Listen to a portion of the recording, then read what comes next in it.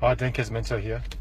I'm not sure whether you read my post or saw my post earlier today on Facebook. But it's been I was down in a place called Flagstaff Gardens in Melbourne CBD, and I was working with some clients, and I sort of got a glimpse of this sort of, I sort of almost refer him to an old wise man. Look at this old wise Chinese man, and he was performing his daily Tai Chi ritual, and coming from probably coming from a distance, I just noticed this group of kids.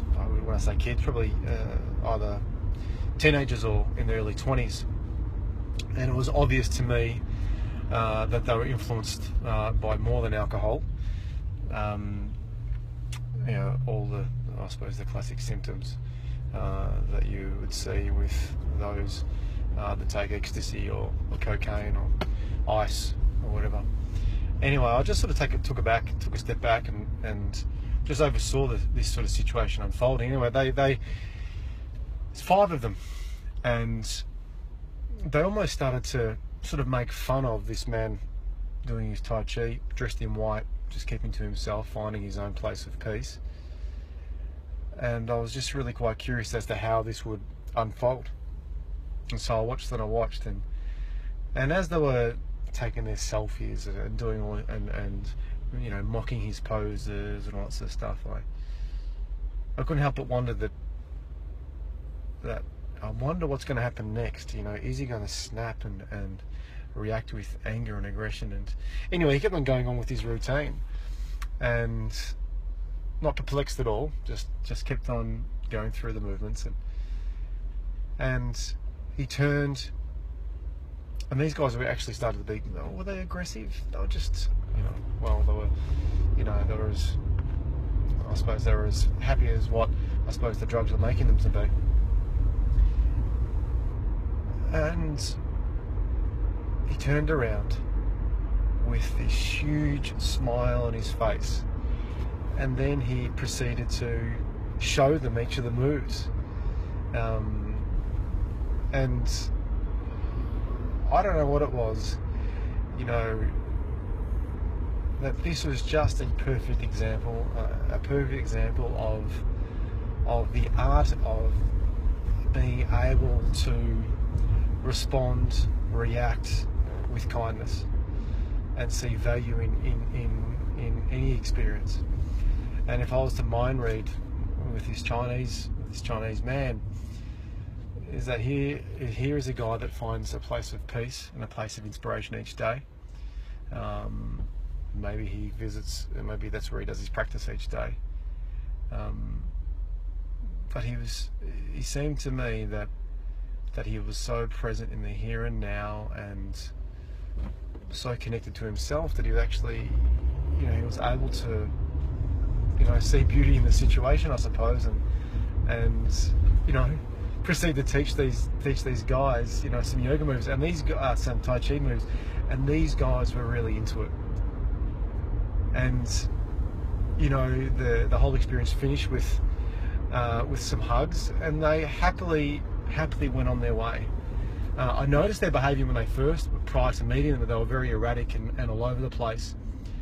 And then when they left, they seemed, I don't know, almost changed in a certain way. There was a certain level of calmness to their swagger, and it had nothing to do with the drugs.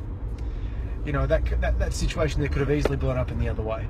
And I'm sure you've seen many situations like that, where someone has antagonised someone else, and that person being antagonised actually has reacted. But I think that's just a perfect example of what happens when we do respond with kindness, and we do seek to give value and find value in any situation, and to give value to people around us. My mentors often say to me, Dean, give value until it hurts.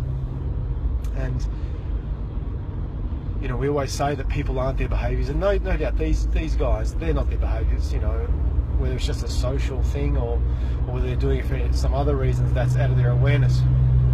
But they're not their behaviours, and how simply something can potentially be quite confrontational, was inherently a truly inspiring experience. I'm not sure whether these guys would actually remember it the next morning, but I don't know, for me, what I took away from it, and what my clients took away from it, was just how powerful it can be to respond on a day-to-day basis with kindness and find beauty in everything, and to give. And so this Chinese man was giving. He was showing these guys something that he was so inspired about, and it didn't take any energy, and he was able to maintain his emotional state and his emotional balance and almost that sense of peace inside himself, because it seems to me that this is an example of someone that's living an inspired life. And so no matter what happens, that when you are living an inspired life, when you have dealt with all those things in the past, when you have let go of a lot of the negativity, a lot of the strategies, a lot of the behaviors that move you away from being your true magnificent self, you are able to confront similar situations as today with a great sense of ease. And it's extremely, extremely, extremely empowering, not only for the Chinese man, but also for those guys as well. If they think they haven't got value from it, I'm sure they have. Consciously they may not have, but the subconscious mind, the unconscious mind remembers everything.